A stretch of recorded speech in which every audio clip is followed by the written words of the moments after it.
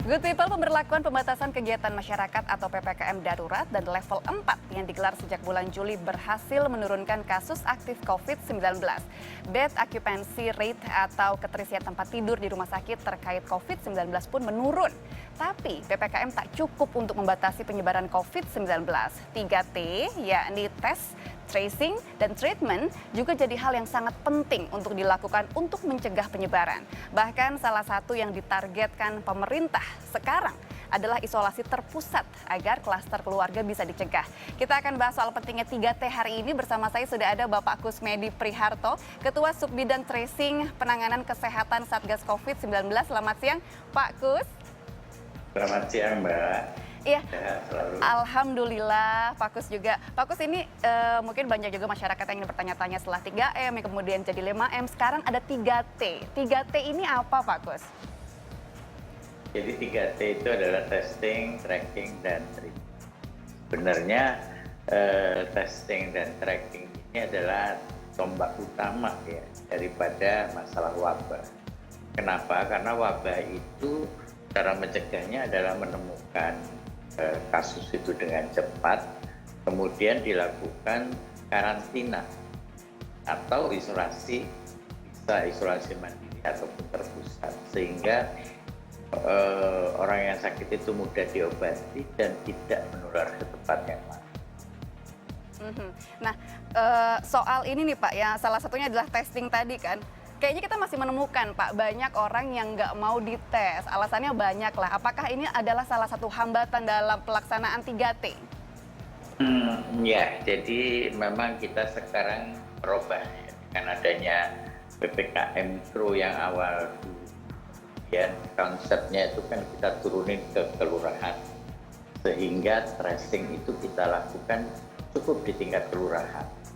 Di masing-masing kelurahan menjaga warganya kalau ada yang positif di tracking di wilayah itu.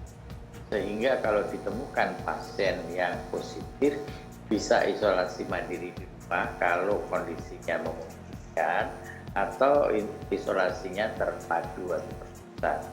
Nah, selain itu kontak eratnya harus dilakukan karantina. Kalau yang lama kebanyakan menggunakan waktu 5 hari, tapi kalau rekomendasi WHO sebenarnya itu dilakukan 14 hari.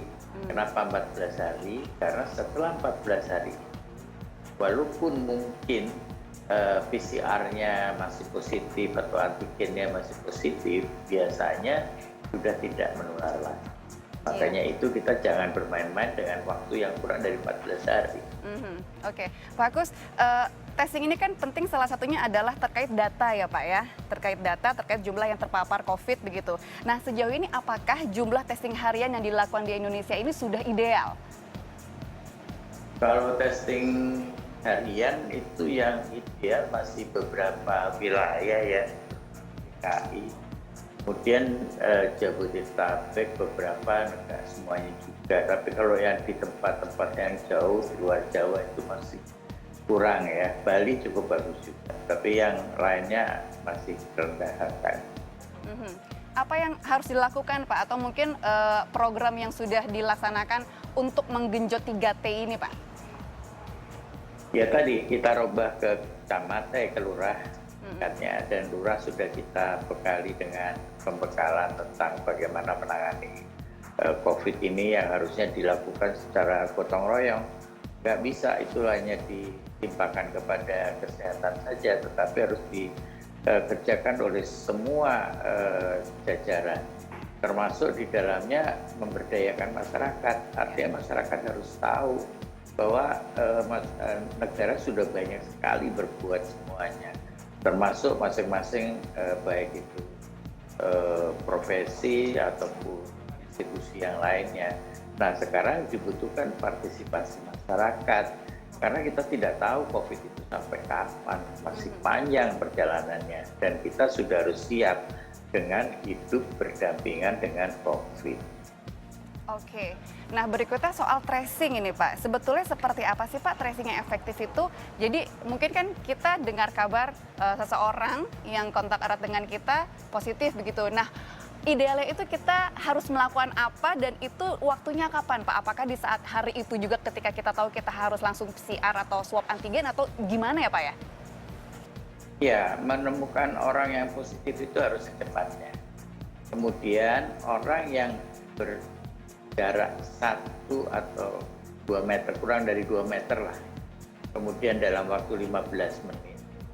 Atau tidak dalam waktu 15 menit, tetapi kontak langsung, entah bersalaman, entah dia cipika-cipiki yang seperti itu. Nah, itu sudah disebut sebagai kontak tracer. Nah, kontak tracer ini, kontak erat. Nah, kontak erat ini harus langsung masuk karantina. Jadi mereka yang belum positif itu dia harus dikarantina. Tunggu dulu 2, 3, atau 4 hari seperti itu baru dilakukan pemeriksaan PCR ataupun antigen. Karena kalau hari itu juga dia diperiksa, belum tentu dia akan positif. Kenapa? Karena jumlah kuman yang bermutasi atau berkembang di tubuh orang itu masih sangat sedikit sehingga tidak bisa membuat antigen ataupun PCR itu positif. Oke. Nah, tetapi masih diingat, Mbak, ada pasal 11 Undang-Undang Wabah tahun nomor 4 tahun 1968 bahwa setiap orang yang positif itu wajib melapor kepada RT, RW ataupun lurah ataupun institusi kesehatan. Wajib loh hukumnya. Artinya kalau orang tidak melapor, dia berarti melanggar hukum. Ya. Nah, ini yang masih belum disosialisasikan sehingga kalau semua orang melaporkan itu tentunya akan mudah untuk mencari mereka-mereka yang positif sehingga bisa segera diselesaikan dan dikarantina.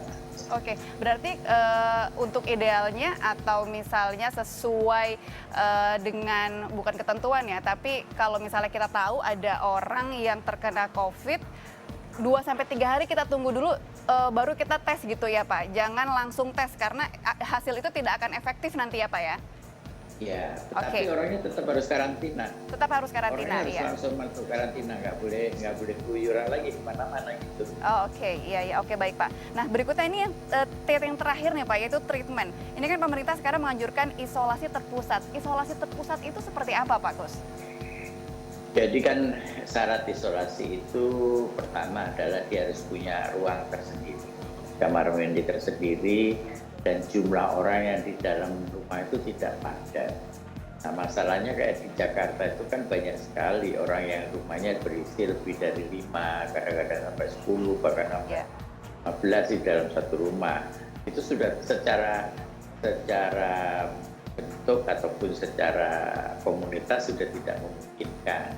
Maka orang-orang yang seperti ini akan diantar ke tempat isolasi yang terpadu, artinya difasilitasi oleh negara untuk dia mendapat tempat untuk dilakukan isolasi bagus. Apakah ini ada kaitannya juga dengan varian Delta yang mungkin lebih ganas, jadi isolasi terpusat ini harus dilakukan gitu Pak? Tidak juga, artinya semua bentuk varian dari COVID itu perlakuannya sama. Walaupun yang Delta itu dikatakan lebih ganas, tetapi biasanya lebih cepat sembuh juga. Tapi ya itu tadi, kembali lagi, penularan itu akan terjadi pada kondisi tempat yang tidak sesuai. Menyikapi kondisi atau dinamika yang saat ini terjadi Pak, masih banyak penolakan atau orang yang enggan atau yang ragu gitu soal vaksinasi. Apa pesan paling penting yang harus kita ketahui terutama untuk masyarakat yang tadi saya sebutkan Pak? Apa sih yang harus mereka tahu tentang COVID ini Pak supaya mereka mau divaksinasi atau melakukan 3T ini? Ya, artinya kita harus siap hidup bersama dengan COVID. Apapun juga bentuknya. Karena walaupun kita setiap hari rajin menggunakan masker, menjaga jarak, mencuci tangan, tapi pada saat tertentu kita berhubungan dengan orang itu, kemudian kondisi tubuh kita sedang jelek, itu akan menular. Demikian walaupun sudah divaksinasi 2 kali sekalipun.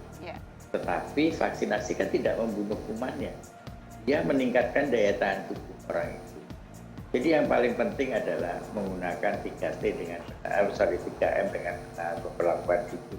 meningkatkan daya tahan tubuh yang bagus, makan sehat, istirahat cukup, tidur cukup, kemudian olahraga, jangan lupa berdoa, kemudian melakukan vaksinasi, kemudian jangan melakukan kegiatan yang tidak diperlukan pada saat ini ya, karena memang kumannya belum terkendali dengan baik seperti itu. Baik, terima kasih banyak Pak Kus atas kesediaan dan juga informasi yang dibagi kepada masyarakat. Terima kasih banyak. Semangat dan sehat terus ya Pak Kus ya.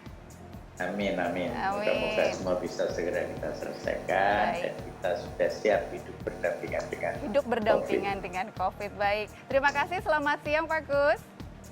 Selamat siang, sehat-sehat. Baik, good people, itu tadi ya, ternyata nggak cuma 3 atau 5M, ada 3T juga yang harus kita pahami dan harus juga kita implementasikan, yaitu yang pertama adalah pastinya yaitu testing, kemudian juga adalah tracing, jadi kita juga harus tahu nih, dan kita juga harus sadar betul, pertama kalau misalnya ada yang terkonfirmasi positif COVID, nah itu diminta untuk lapor, kemudian kalau kita berhubungan atau kontak erat dengan dia, tunggu sekitar 2-3 hari, kemudian baru kita melakukan yang namanya swab antigen atau PCR. Tapi selama kita menunggu periode 2 atau 3 hari itu jangan lupa untuk juga isolasi mandiri. Dan yang terakhir ada treatment, ini adalah isolasi terpusat yang harus dilakukan untuk mencegah penularan di klaster keluarga. Baik, good people, jangan lengah, jangan lelah, jaga diri dari penularan COVID-19, terapkan protokol kesehatan lebih ketat, 3M, pantang lewat, 3T juga ya, 3M memakai masker, menjaga jarak dan jauhi kerumunan, serta mencuci tangan dengan sabun dan air mengalir. Sabar menunggu dan jangan ragu mendapatkan vaksinasi. Dan buat yang sudah divaksin, jangan abai protokol kesehatannya. Menjaga diri kita berarti menjaga pula orang-orang tercinta. Semoga sehat selalu ya kita semua. Saya Rahma Hayuningdia. Selamat siang dan selamat beraktivitas.